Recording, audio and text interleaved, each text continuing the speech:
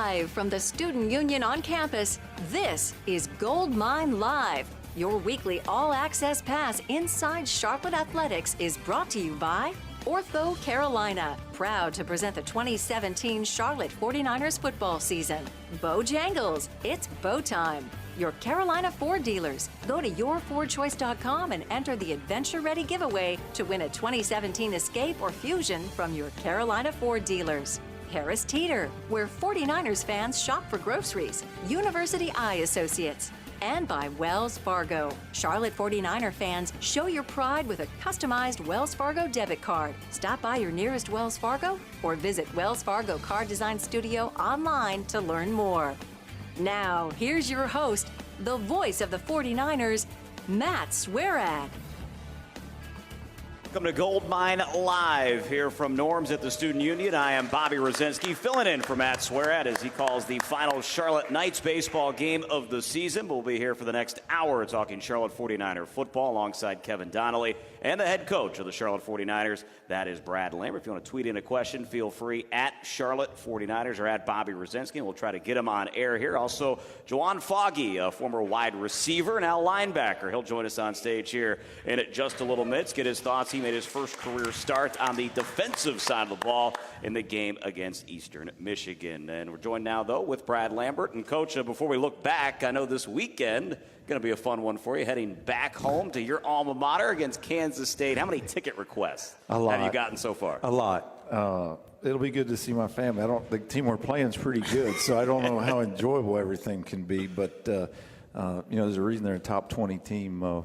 What Coach has done there over the years is just phenomenal. But, we do have a lot of family coming to the game, and we need a lot of tickets this week. So I've worn the ticket office out pretty good. Yeah, Kansas State winner 55-19, and they're open over Central Arkansas. We'll talk more about Kansas State coming up a little bit later on in the show. But first off, Coach, we'll look back on a Friday night against Eastern Michigan, a 24-7 defeat. We know flags were a big story of that football game, but we talked a lot, and I've talked with you this since early August. Leading up was the defensive line, and how would this defensive line play?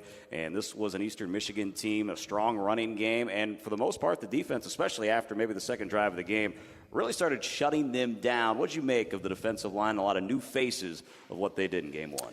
Yeah, I was pretty proud of them, really. I thought, going in, I knew it was a big offensive line. Their skills good. Their quarterback, he didn't disappoint. I thought he was, what he was advertised. He's a good player, but Zach Duncan was real productive for us. We're going to have him to be extremely productive for us this year. Tyler Fain did a nice job in there. I was really proud of Timmy Horn. He came in, got a couple of tackles, and his first action, so he did a nice job. I thought Tommy Doctor came in and played really well for us. He was somewhat productive on the defensive line, held his own. And then we had John Hardy, who started the game in there as well. He held up his first action. But I thought overall up front played pretty good. There's obviously some things we've got to get better at. But overall, I thought they held their own against a big offensive line. And overall, defensively, I thought Jeff Gimmel, played an extremely good game. He was very productive, a lot of plays. His first action at inside backer in a game. And so was really proud of him. Guy we're going to hear from, Foggy, got his first start on defense. And I was really, he played well. And overall, defensively, I thought we gave up the one long play in the third quarter that kind of got away from us, a little kind of corner and go route on Quentin off of a boot action. But I thought overall, defensively, the guys played extremely hard. There was a couple drives in there I didn't like, but I thought overall they did pretty good. Now, with the defense, I know you guys had to overcome losing Larry Ogunjobi and Brandon Banks, who Brandon Banks is on the Redskins practice squad, and then Larry, obviously the draft pick, and is on the Cleveland Browns active roster.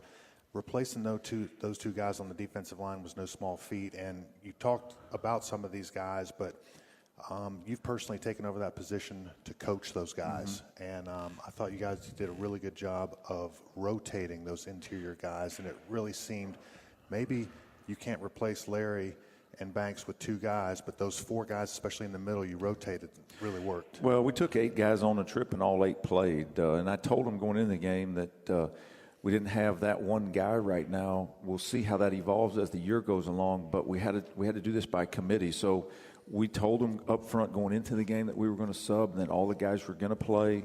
Stedman Lucas went in on nickel and played. He had a role.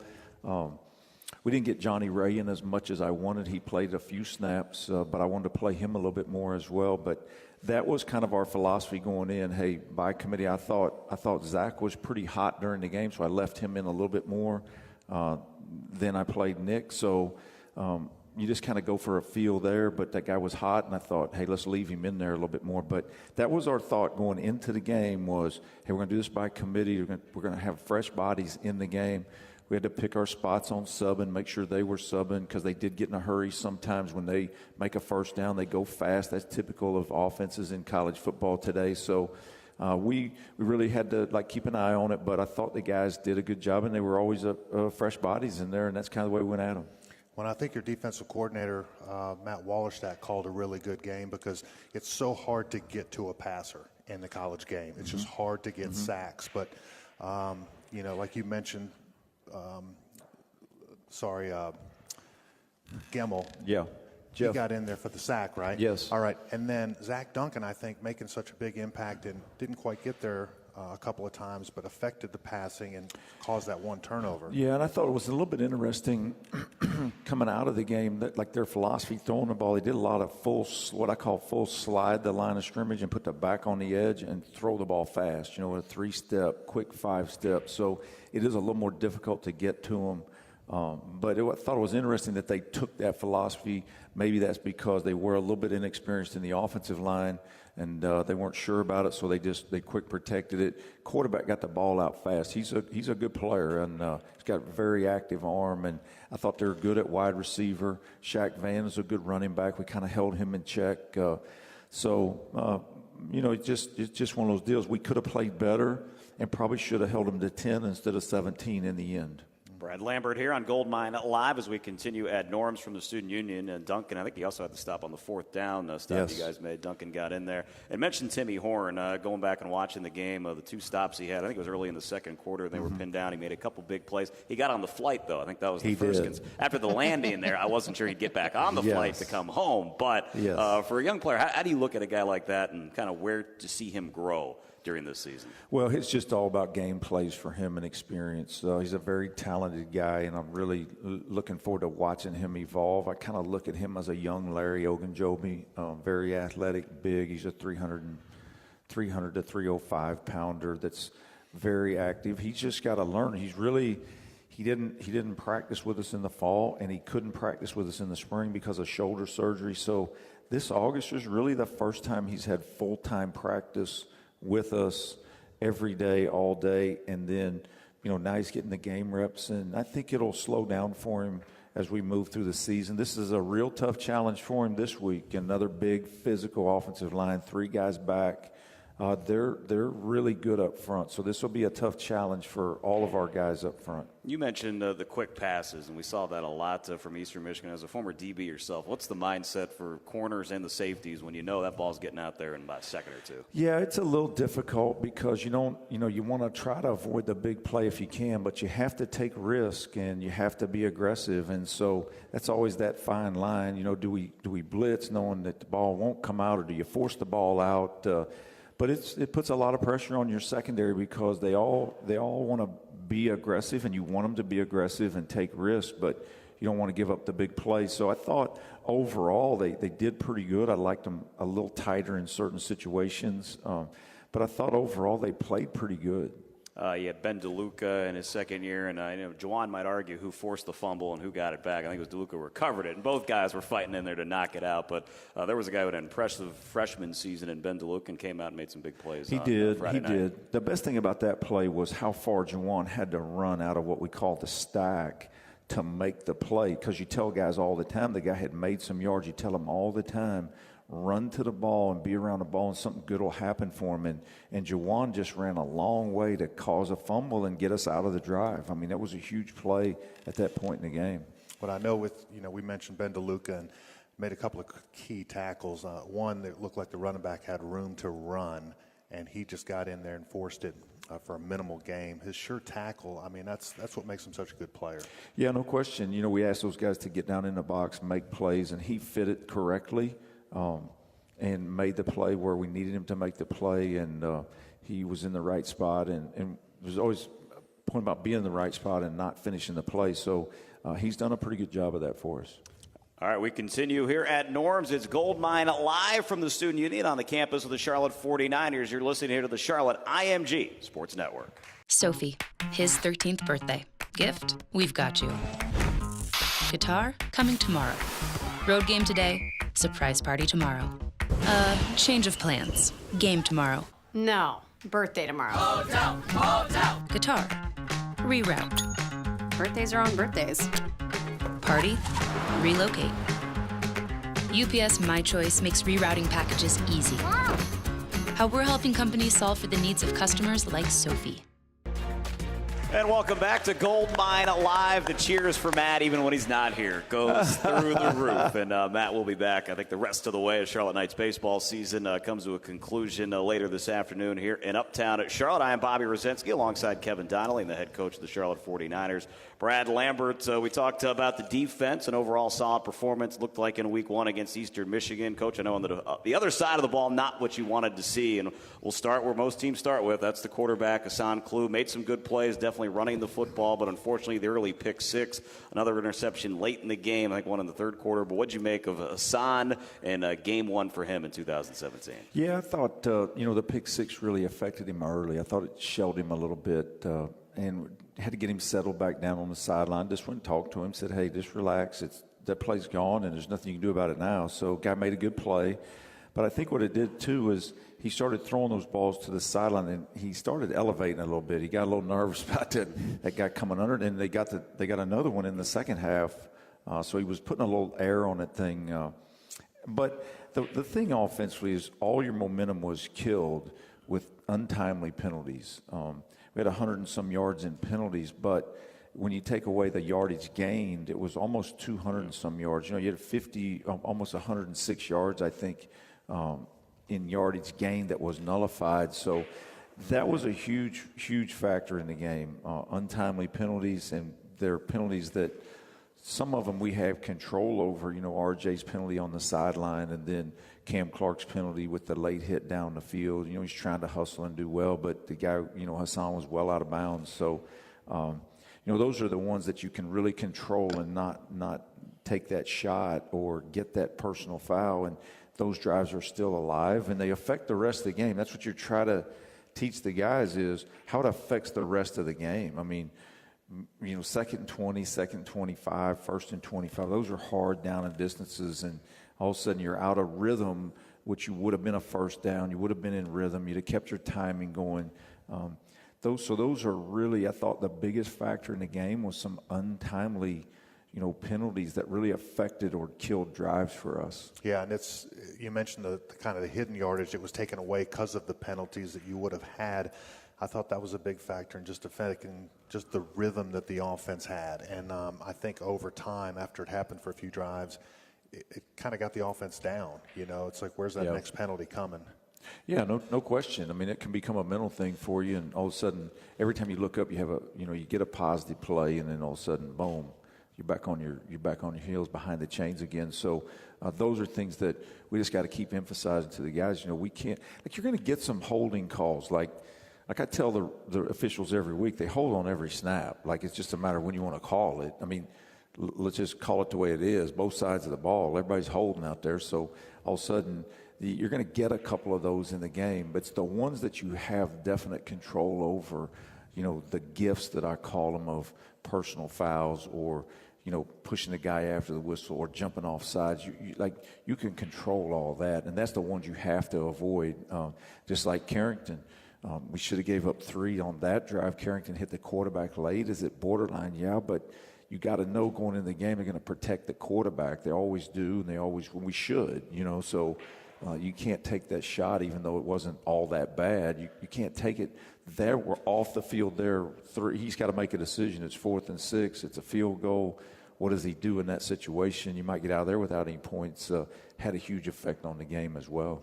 Do you think the practice setup now, because there's so much less live hitting in practice, you want to keep guys healthy, and so you don't have those simulations where there's a heated exchange on a sideline like with RJ, or close to the quarterback hit with King, or even a blocking downfield. You're trying to be aggressive, but the play's over, because in practice you just can't simulate that. Do you think some of the ways that you guys are, all teams are protecting players, that it's cost you a little bit in games? Yeah, it can affect it. The one thing that we got to look at is Cam Clark's play. Like, there was never a whistle blown, so that's why I was having the conversation with the officials, because he's blocking downfield. He's supposed to know that Hassan's on the sideline and he's run out of bounds with no whistle. Like, how does he know that? So you're always teaching guys to play through the whistle, and then the officials are real late blowing the whistle. So, like, they're telling me on the field during the game, Coach, he just has to know that play's over. Okay, I'm teaching him the wrong way. I gotta look at how I'm teaching him and say, you really can't play through the whistle because the whistle's pretty late. In my mind, if a guy runs out of bounds, they probably ought to blow the whistle. But that's just the way I look at it. But obviously, we gotta help them with that situation in the way we practice. But long answer to your question, Kevin, is we are trying to protect them, and we got to look at the way we practice. And you're always doing that, to try to take care of the guys. So I always worry about the defense and tackling, because you don't tackle as much in practice as you used to. That's where it really can be an issue, like sacking the quarterback, because you don't sack your quarterback all August. You don't hit your guy. So I always worry about that going into the game. And I thought we tackled pretty good. We had some missed tackles in the game, but I thought we tackled pretty good as a whole.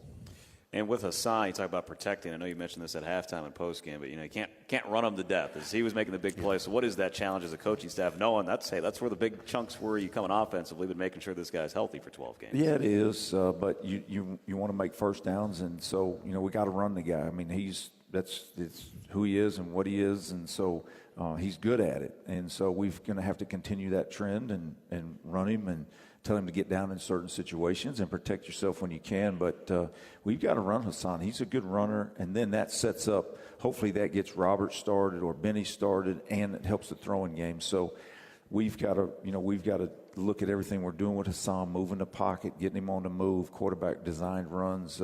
We've got to get him involved and get him in a rhythm, as that'll help his overall game. And going back just to the rest of the running game, Robert with 48 in the game, Benny LeMay just with 10. Did you see that more watching it back just up front, the holes not being there? How did you see that the struggles from the two running backs? I thought we had a little bit of difficult time moving their two interior pieces, big guys. We didn't block them real well, and I thought that was probably the major impact there, is we couldn't get some movement on the inside pieces that we needed to get to really get that thing going. But once again, when you're always behind the chains, it's a little more difficult to run the ball. When it's second long or first and long, you're in a tough situation. Then you go to third and long, you gotta throw it then. So, putting yourself behind the chains doesn't help you with the running game. Yeah, and with the running game, and the running back position, those two guys are real young, with Washington and LeMay. Is there anything they could do better that you'd like to see out of them going into Kansas State?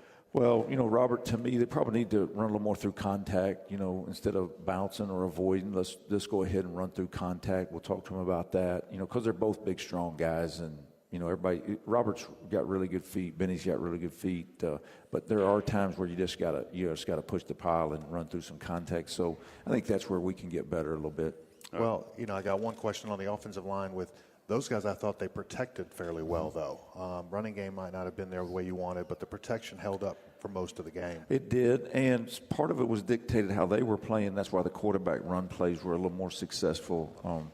And, we can do that, add that piece to it as well. But, from a pass protection standpoint, I thought the guys did a pretty good job. We'll have Jawan Foggy coming up next, but here's a guy making a switch from offense to defense. What went into that process, first off, to make that happen? Well, he came in my office one day, and I think he just really wanted to impact the team. It's the kind of person that he is. He wanted to be involved, and Coach, if I can help the team, I want to move to defense and try to play over there. I was like, okay.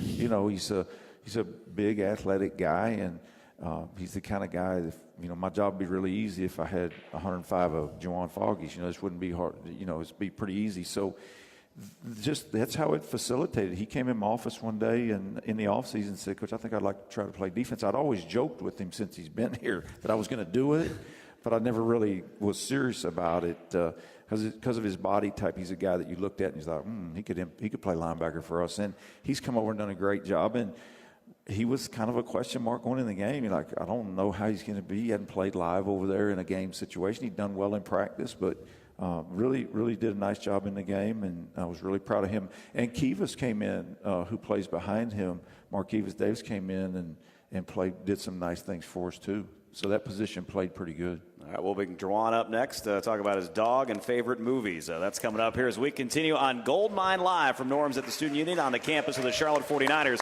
on the Charlotte IMG Sports Network. Sophie, his 13th birthday. Gift, we've got you. Guitar, coming tomorrow. Road game today, surprise party tomorrow. Change of plans. Game tomorrow. No, birthday tomorrow. Guitar, reroute. Birthdays are on birthdays. Party, relocate. UPS My Choice makes rerouting packages easy.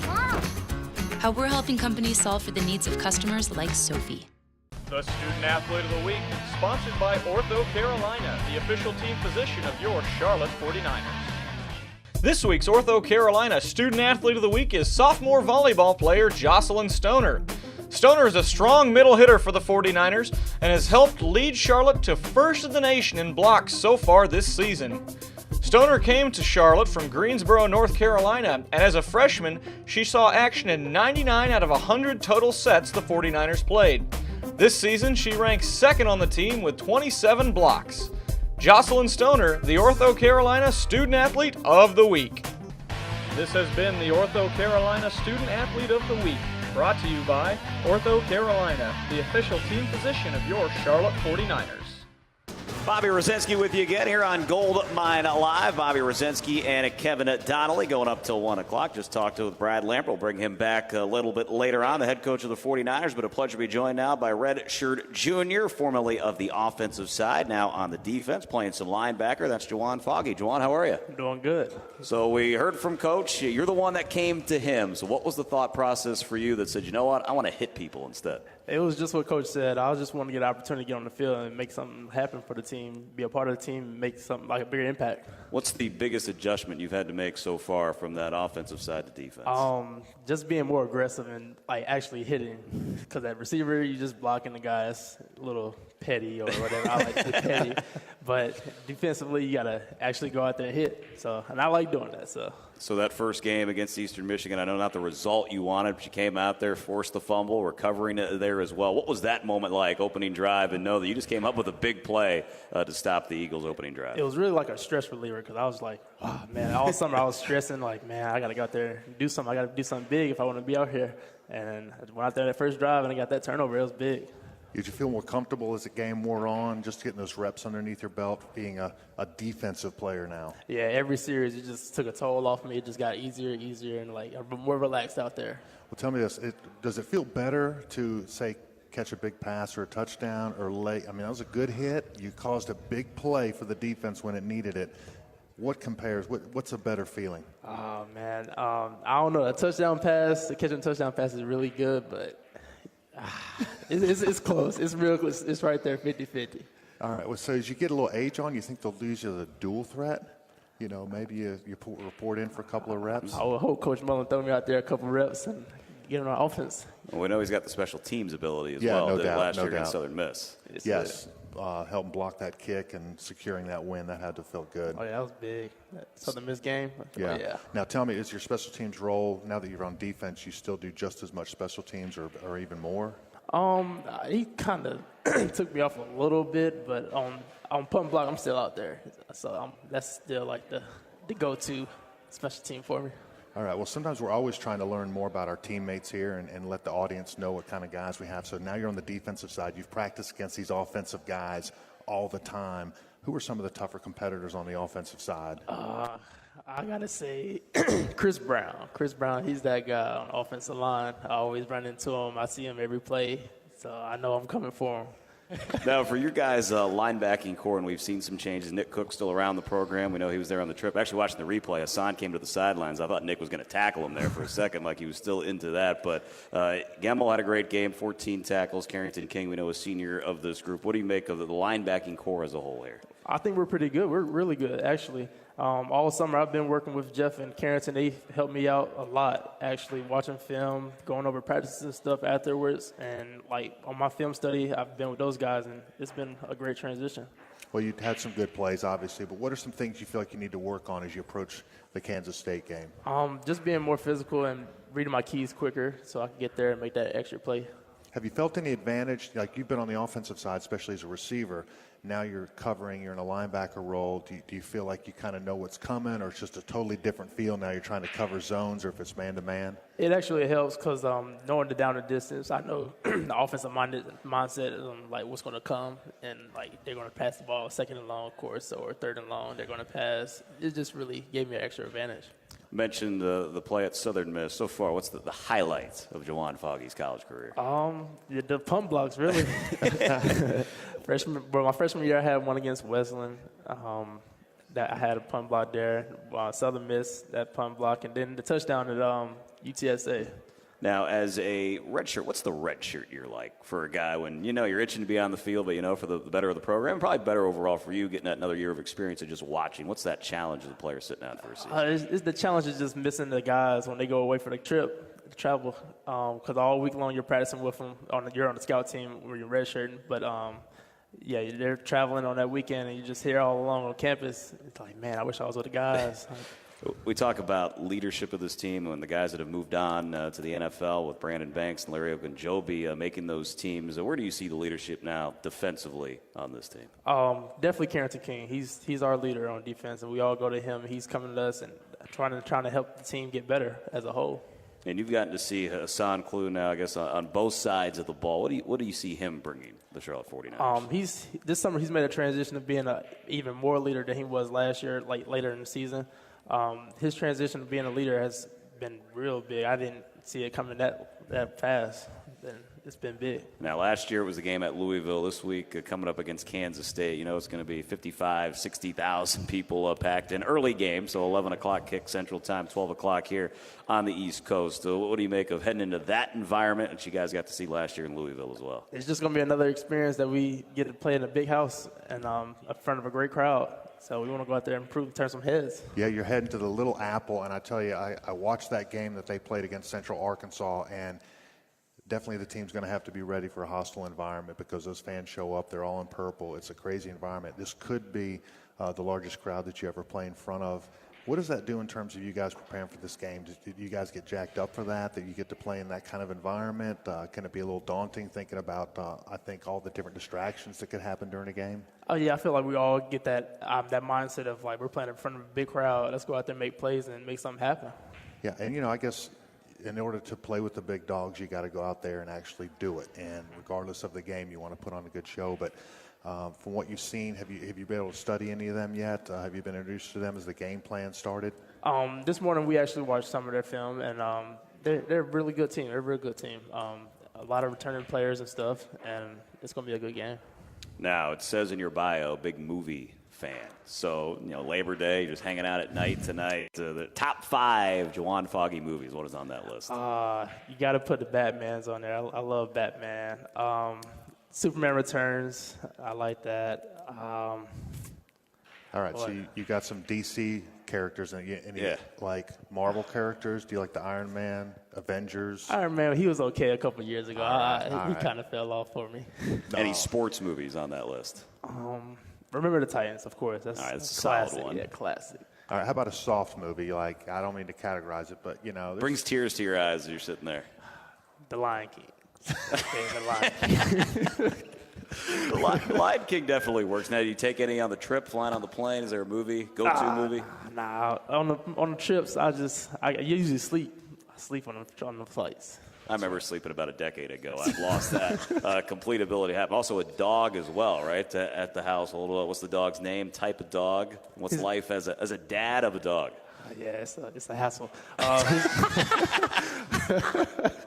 His name's Caillou. He's a pit bull. He's 7 months now. 7 months. Yeah. That's going to be a challenge, right? Is that Yeah. middle of the night? You got to take it out.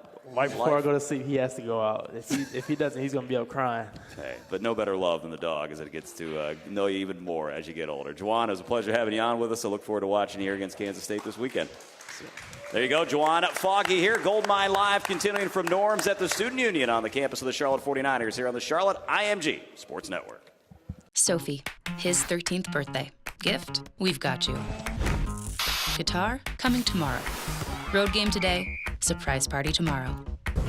Change of plans. Game tomorrow. No, birthday tomorrow. Guitar, reroute. Birthdays are on birthdays. Party, relocate. UPS My Choice makes rerouting packages easy. How we're helping companies solve for the needs of customers like Sophie. Goldmine Live continuing here at Norms at the Student Union on the campus of the Charlotte 49ers. Bobby Rosinski, Kevin Donnalley, and rejoined here by Brad Lambert. So Juwan cries at Lion King. Is there a movie for you, Coach, that just sheds the tears as you watch it? No, I don't think so. Top 5 movie? What's the number 1 movie for Coach? You have a day off, looking to hang out. For me, it'd probably be Major League. But yeah, I'm not really a movie no guy. movies. Whatever the kids are like, I just got out of Shrek world, so with the kids, I lived in Annie, Shrek. Depending on which child, whose movie was. But that's kind of the world I've been in for a long time. Cars 3 Minions world. Yes, you're getting right. You're moving in. Which actually solid movies. I really don't mind going to watch those movies. I think they do a decent job. All right. My son Lane went through one of my favorite movies that he watched all the time was A Knight's Tale. And they put medieval times, and they put all these rock songs to it. It was actually pretty cool. So kind of got into that one. The late Heath Ledger, I want to say. That's correct. That's correct. I do know that one. That's correct. Quickly wrapping up the Eastern Michigan game, and we did see the return at wide receiver position. Trent Bostic had an amazing catch in the end zone for your guys' lone score of the game. I think 3 catches, all coming in the first quarter. But what did you make of Trenton having him back out there? Well, that's kind of what he's done in spring ball and in August, making those kind of plays for us. And that's a design. If they jump off sides, go ahead and run the play, throw it down there. There's really no risk. And he just, went up. He's a strong-handed, physical wide receiver, and those are plays that he can make for us. And he's going to have to continue making those plays for us because he's a big play guy. And I was really proud of him coming back. Like I said, he's a physical guy, and we need for him to continue on that track. And is it impressive as a guy in his first game, new quarterback, to seem to have the connection they had early on? Caught a nice first down catch from Bostic because you'd think maybe TL Ford, someone like that who's been there with Clue might have the connection early on. Yeah, but they've been together, now through all since January. Those guys have all been working together, so they're all together on the same page. We just gotta just run the ball better and throw the ball better. We got to do those things, as we move through the season. But Trent's a big part of what we're doing. I was wondering, we talk going into the locker room, what exactly goes on in the halftime of the locker room? Because you don't have much time. It's, 10, 12 minutes to try to make adjustments, get guys taped up, whatever has to happen in that short span before you go back out. Yeah, this year as well, there's a big emphasis on shortening our game. So they're really strict on the 20 minutes now. So they start the clock. And part of our problem at Eastern Michigan was you couldn't get in and out of the locker room. It's a single file line to get in and out, just the way the setup was. And so you didn't have as much time. But basically at the half, you get together as a staff. The offensive staff gets together. The defensive staff gets together. Review what we're doing well, so this is how they attack. We had the summer breakdown. You had all your stuff. This is how they've decided to attack us. Do we want to change what we're doing? Do we want to run a different play? How do we block this play? So it's a real critical time for the staff.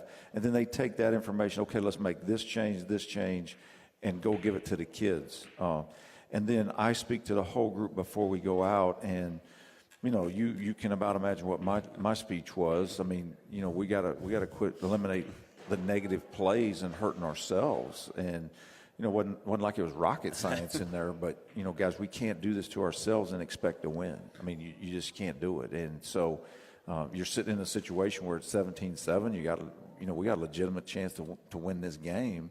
And I thought the way we were playing defense, we would have. And then we did the same thing in the second half. We move it. You get the holding call. So that's something that we've got to get corrected this afternoon at practice, and that'll happen today, and we'll make that point pretty big today at practice. Well, you mentioned the setup at Eastern Michigan, and it's probably going to be a lot better setup and one you're familiar with going back to Kansas State. Yeah. What's it going to feel like to be on the opposite sideline? You know, Kevin, I haven't been back there in so long. I've been back to Manhattan, but I haven't been back there for a game since I GA'd at Oklahoma, you know, in 88 and 89. I can't remember which year we went back to Manhattan, but it's been so long, and the place is so different. You know, the building that we actually dressed in and lifted weights in, they knocked that building down. They've rebuilt a new one, so they've added the press box. I mean, the stadium's bigger. It's Coach Wallerstedt, our defensive coordinator, has actually coached there in the new setup, so he has a lot better feel. It's extremely loud. It's a loud stadium because it's right on top of you. It's similar to our stadium, just a lot bigger, and so you know, it's going to be a loud, ruckus environment. You know, that fan base is, you know, really strong, and what Coach has done there over an extended period of time, you know, it's going to be a tough place to play. So it'll be easy to get in and out of the stadium, but out of the locker room. But you know, the play on the field is going to be a lot more difficult. Well, I know you had to go through preparing them for a loud environment when you went on the road to play Louisville last year. This one looks even more. I mean, I watched the game against Central Arkansas, and those fans were jacked up. Is that something you can work on in practice, or you just keep, you know, harping on it? Do you crank up the music? You always have music at practice. Do you take that thing up to 11 instead of 10? Yeah, that's the whole point for having the music at practice. We can actually turn it to crowd noise, which we'll do this week. So there'll be music playing, crowd noise. It'll be really loud on the guys, and it's a communication issue for your offense. That's when it gets extremely loud. Defense usually doesn't have any trouble communicating because your home crowd's usually a little bit quieter when your offense is out there. So it's all our offense and getting the snap counts and jumping off sides and, you know, for a tackle, false starts, you know, things like that. That's why you have the music at practice and the crowd noise at practice to simulate that. All right, we'll continue the Kansas State discussion on the other side of the break. This is Goldmine Live from Norms here on the Charlotte IMG Sports Network. Sophie, his 13th birthday. Gift, we've got you. Guitar, coming tomorrow. Road game today, surprise party tomorrow. Change of plans. Game tomorrow. No, birthday tomorrow. Guitar, reroute. Birthdays are on birthdays. Party, relocate. UPS My Choice makes rerouting packages easy. How we're helping companies solve for the needs of customers like Sophie. And back here at Norm's Goldmine Live, Bobby Rosinski, Kevin Donnalley, and Brad Lambert with you here. Another 15 minutes to go as we talk Charlotte 49er football. The 49ers on the road this week against Kansas State. Coverage will start at 11. We'll have our own 7:30 The Game ESPN Charlotte pregame show at 10. The official pregame show at 11. Kickoff at noon.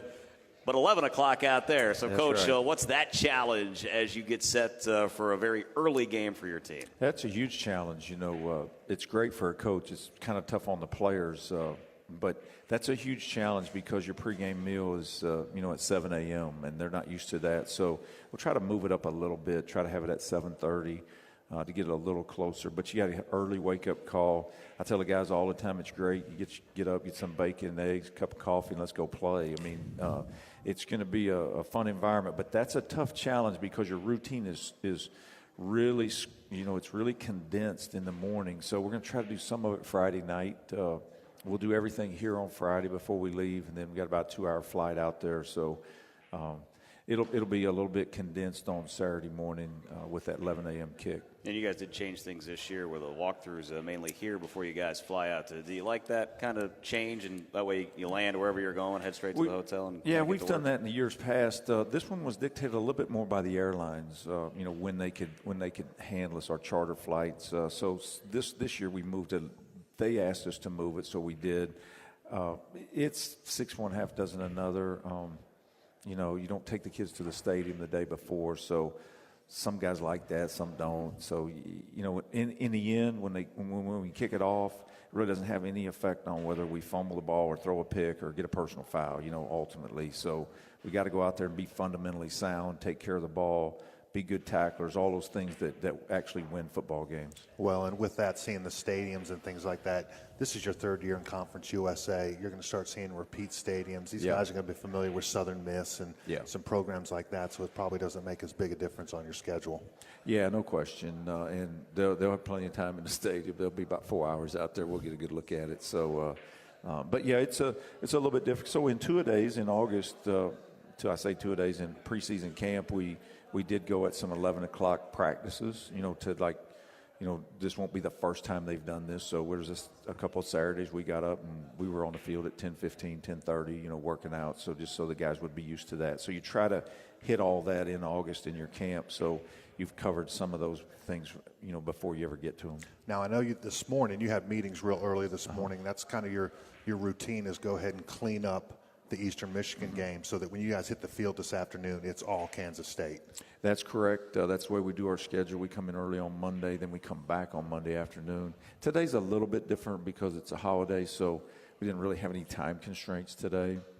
Normally you have a 4-hour constraint that you can only be with them 4 hours. That's practice, meetings, weights, things like that. Today you don't have that because it's a holiday, so we just want to get in our routine. This is the way it'll be the rest of the year, so that'll be our routine. We had a bonus day on Saturday. We came in and actually watched the film Saturday with the guys. Sunday's our day off. And then we went back at it this morning. So we'll be back out there on the field this afternoon. All right, looking at Kansas State, as we know, ranked team, so very, very good. Jesse Ertz, their quarterback, 333 yards, 4 touchdowns. As you were pointing out on the stats, they were touchdowns, and they weren't short touchdowns that K-State was getting this past weekend. No, Central Arkansas really played pretty good, but they got big plays. Kansas State only ran 50 plays in the game, and I think Central Arkansas ran like 95 or something. So the thing is the big chunk plays. They had a big kickoff return, the first kickoff return of the game for 94. So their first drive started at the 4-yard line going in. They had a punt return of 60-some yards for a touchdown. And then they had 3 passes. The one that really hurt them was right before the half. They hit them for a long pass, with 30 seconds left to go in the half. So there was some big plays, a big play offense. Their wideouts are really good. Quarterback's fabulous. Big, strong guy, can run it, throw it. Had shoulder surgery, got himself fixed up. He's a physical runner, and he can really run the ball well. Well, I was watching the television broadcast of the game with K-State and Central Arkansas, and they mentioned what you said is they made that really big play on the punt return. Nearly had one on a kickoff return for a touchdown. That's correct. But they said an interesting stat that they have the most non-offensive touchdowns in the NCAA, and it's not just close, but their lead is 15 above any other team. They excel at special teams. Yeah, no question. I think they have the number 1 ranked special teams in America coming out of last year and going into this year. It's preseason because of the return game. The kicker's good. He knocked one of the kickoff guy or the punter. He's from Charlotte Catholic here, so he knocks it out of the back of the end zone a lot, so you don't get a lot of return opportunities. But they're just kind of the way their whole program, really sound fundamentally. You're going to have to go in there and beat them. They're not going to beat themselves, and they find ways to put points on the board in chunks. And so that gets momentum going for them, gets the crowd going. So you got to avoid the big play on defense, and you got to find a way to run the ball on offense. Be really a huge challenge special teams-wise. I thought special teams-wise, we played pretty good against Eastern Michigan. Nowhere near the challenge we'll have this week special teams-wise, but thought our guys were solid, and we got to go in there and try to win the game. Special teams-wise, we got to come out on the 0 to plus side with these guys. Now, on the offensive side, Central Arkansas, actually, I thought, even though the points didn't reflect it, really had a pretty good game plan with how they attacked Kansas State. They got a lot of yardage there, but similar to our situation, had some mistakes that things broke down, but they didn't get the points they wanted. But is there something you can learn from what they did? Yeah, no question. I mean, they ran a lot of plays, rushed the ball, ran a lot of plays, and that's kind of Kansas State's defense. They'll just kind of rock along, play with you, get you off the field, get a pick, cause a fumble, knock you out on third down. They'll get you off the field. They may give up some plays or some yardage, but they're fundamentally really sound. You're going to have to beat them. They're a tough challenge for our offense. They're big up front. They got defensive ends, really good player. Just solid across the board. Very athletic in the back end. But the thing that stands out to you is they can really bust you with the big play. Brad Lambert with us. One more segment with the head coach of the 49ers as we continue here on Goldmine Live here on the Charlotte IMG Sports Network. Sophie, his 13th birthday. Gift, we've got you. Guitar, coming tomorrow. Road game today, surprise party tomorrow. Change of plans. Game tomorrow. No, birthday tomorrow. Guitar, reroute. Birthdays are on birthdays. Party, relocate. UPS My Choice makes rerouting packages easy. How we're helping companies solve for the needs of customers like Sophie. Goldmine Live continuing here at Norm's in the Student Union. Bobby Rosinski, Kevin Donnalley, and Brad Lambert. We look ahead to Kansas State coming up on a Saturday at noon, 11 o'clock Central Time. And as we know, Coach playing there at Kansas State, so heading back to the alma mater. A lot of connections there, including even with the coaching staff, their offensive coordinator, Dana Dimmel. Yeah, Coach Dimmel and I, Wally, we all played together out there back in the 80s. And Dana's, he's a heck of a football coach, was a head coach at Wyoming, Houston. He's done a good job everywhere he's been, and been back there for a while now with Coach Snyder, and his son is, one of the big cogs for him offensively. He's a fullback for him, does a really nice job, lines up all over the place. He can carry the ball, catch the ball, lines up at tight end, fullback. So they do a nice job with him, but Coach Dimmel, they've done a nice job. And, of course, you start with Kansas tonight. It's about Coach Snyder and what he's meant for that program. I know he came there, I think, a couple years after you had finished up your playing career, but what's it like when you see a guy that, I know a brief time he left there at one point in the 2000s, but a coach that's been there, we're going on, 30 years, and what he's meant for that area? Yeah, it's been huge for the university, what Coach has done there. People don't realize when I was there, we were playing. It was pretty lean. It wasn't a great situation, and he came in and has just done a fabulous job. Probably the best turnaround in all of college football, in my opinion. What he's been able to accomplish there has been just staggering, based on where it was when he came in from Iowa, and he's had so many good coaches come through Kansas State that have went on, whether it's Coach Stoops or, just phenomenal staffs that have been there and good football coaches. So he's been the one constant, and Sean's there, his son, who played for him. He's a Kansas State guy, and he coaches for him now. So he's been really huge for the city of Manhattan, the state of Kansas, and the university. He's just been phenomenal what he's done for the place. It's probably someone it's good to learn from, because what he's done there it was not overnight. I mean, it was a process. It was some painful years getting to where it is now, and it's so successful, and it seems to keep feeding in. There's certainly some things you can learn from that as you come from scratch trying to build something. No doubt, picture of hard work and perseverance. I mean, he's just, that's the one thing you hear about is just their work ethic and the perseverance and recruiting the right kind of guys and getting the right fit into Manhattan, and he's done a really nice job of that. And he had them on the cusp of playing for a national championship at one point in there. They lost the Big 12 championship game, I think, when Michael Bishop was a quarterback, and he was a couple plays away from having an undefeated season. So he's taken them all the way to the top, and he deserves just immense credit for what he's done there over the years. You mentioned at the start of the show the ticket requests you've been getting. Have you learned there's family members you didn't know exist that all of a sudden are coming out saying, "Hey, not buddy." That they didn't exist. I hadn't seen in a long time. Been down in the Southeast now for a long time, and so it's the names that have come across my desk been pretty cool, really. A couple guys that we played with will be there. So it's and.